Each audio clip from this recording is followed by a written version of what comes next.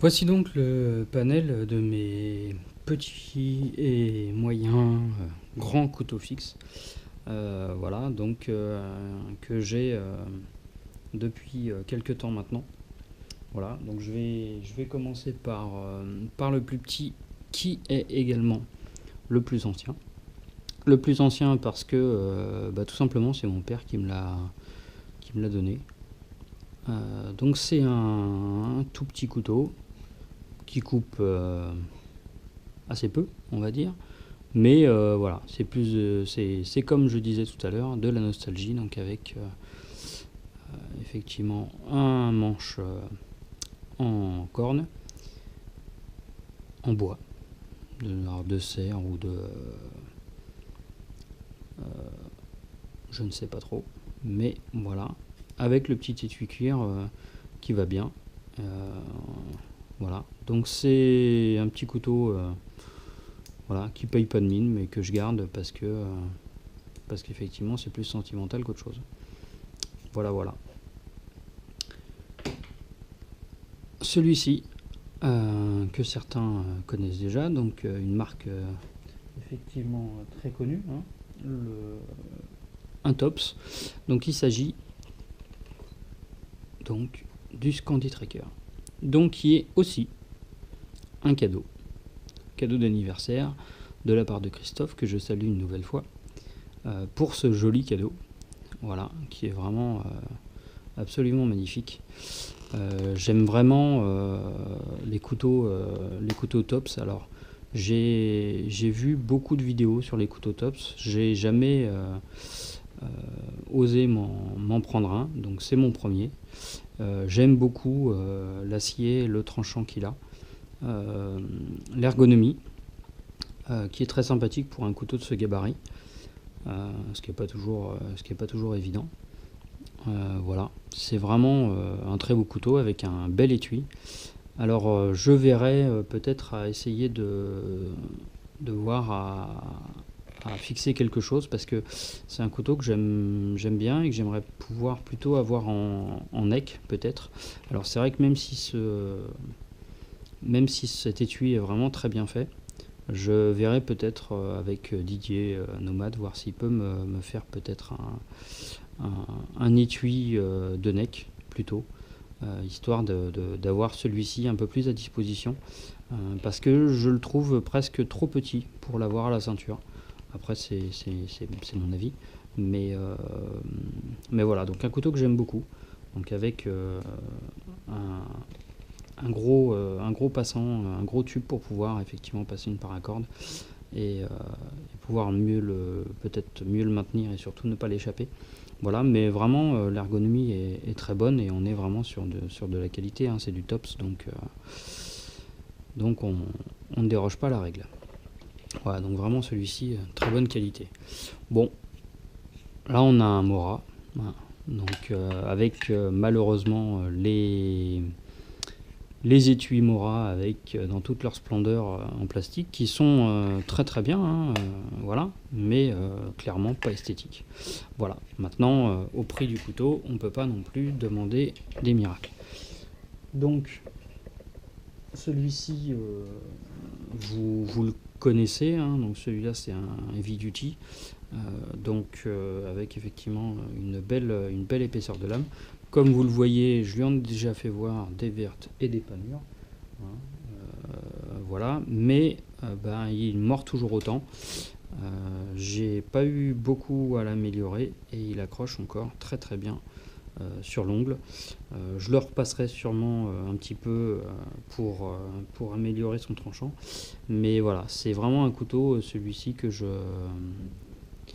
j'aime beaucoup, qui vraiment remplit parfaitement ce qu'on peut lui demander, et qui est un très bon couteau de démarrage pour tout ce qui est sortie, randonnée, bivouac, voilà, où on a besoin d'un couteau efficace, pas cher, facile à prendre en main et qui tient le coup.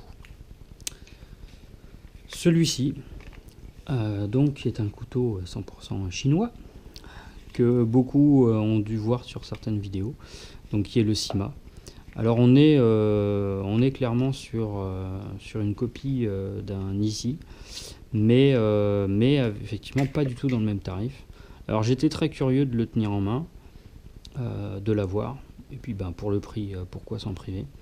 Je l'ai testé, franchement bah, il coupe bien. Alors comme vous le voyez, je ne suis pas allé dans les tests de bâtonnage trop violents, hein. J'ai pour l'instant pas encore laissé de traces sur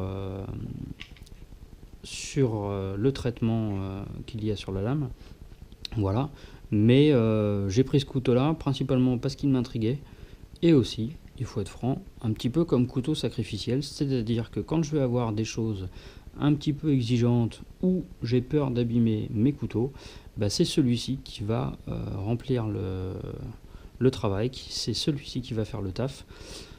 Comme ça, bah, si je le bousille, enfin si je l'abîme ou si je le bousille, ben clairement j'aurai moins mal au cœur que si je le fais avec un de mes beaux couteaux. Voilà. Alors c'est peut-être pas le point de vue de tout le monde. C'est vrai, quand on a des beaux couteaux, ben, on se dit normalement ils sont censés aussi pouvoir faire ce qu'on leur demande.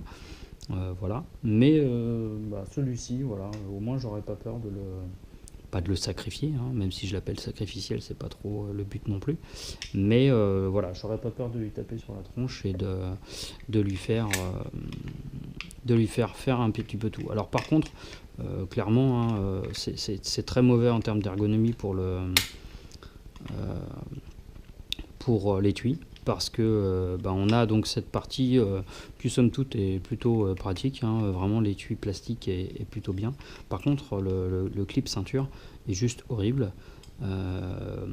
Voilà, maintenant hein, c'est du couteau pas cher, et en fait du coup le manche est extrêmement compliqué à prendre étant donné la proximité avec le clip. Voilà, mais bon, à terme effectivement il suffit juste d'enlever les vis Chicago là et de pouvoir faire de le décrocher pour pouvoir faire autre chose. Voilà. Alors là on va attaquer un petit peu des couteaux différents, puisque ce sont des couteaux d'artisans ou de passionnés. Voilà, donc celui-ci est un couteau réalisé par Mani, donc du forum IDS. Voilà, je lui ai acheté celui-ci parce que vraiment je le trouvais très joli quand il l'a mis en vente. Voilà, donc c'est un petit couteau donc avec le logo de Mani. Voilà, c'est un petit couteau en émouture scandinave, une épaisseur correcte avec effectivement un peu de jimping sur le dessus, en plate semelle avec des intercalaires noirs, un manche en bois, alors je me souviens plus effectivement de la nature, mais voilà. Donc c'est un beau couteau qui coupe très très bien, dont je me sers principalement pour tout ce qui est travail sur le bois, donc essayer de faire un peu des cuillères et autres, qui mord très très bien également sur l'ongle. Voilà, une très belle lame.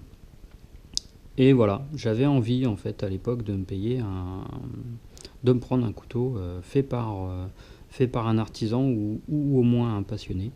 Et bah, je suis tombé pile quand Mani a commencé effectivement à revendre certaines de ses œuvres. Et celui-ci, même s'il est un peu petit, bah, je l'aime beaucoup parce qu'il tient bien. Alors c'est vrai que c'est un peu juste ici au niveau du petit doigt. Il faudrait, je pense, pour quelqu'un qui a des mains un petit peu plus costauds que les miennes, sûrement un petit peu plus de longueur de manche. Voilà. Mais sinon, vraiment, en termes de préhension, on est bien. Alors, c'est vrai que le manche est court et aussi un petit peu fin, mais c'est pas non plus un couteau avec lequel on va faire d'énormes travaux et donc exercer une très grande force. Enfin, en tout cas, moi, c'est pas à ça que je le destine. Donc ça me convient très bien. L'étui qu'il m'a réalisé est vraiment très bien fait. Voilà, alors je l'utilise pas trop en port à la ceinture. Voilà, maintenant je pourrais le faire. Mais voilà, c'est très sympa de sa part de m'avoir fait l'étui en plus. Parce qu'à l'époque, quand il le vendait, il n'y avait pas l'étui. Voilà. Mais moi, un couteau sans étui, c'est toujours un petit peu compliqué à transporter. Celui-ci, aussi réalisé par un artisan, qui n'est autre que Pierre-Élie Gaspin. Donc c'est un pisteur que vous avez dû voir dans de nombreuses vidéos pour ceux qui guettent les couteaux comme moi je les surveille. Donc voilà, une très belle lame avec une très belle épaisseur, un couteau plat de semelle. Donc j'avais pris le parti de ne pas prendre avec des intercalaires. Bon, j'avoue, je regrette peut-être un petit peu mon choix, mais bon, c'est fait. Un très beau travail fait aussi bien sur la lame que sur le manche. Vraiment quelque chose de magnifique. Il tient très bien en main avec un talon légèrement dépassant, mais pas trop. Vraiment une très belle réalisation.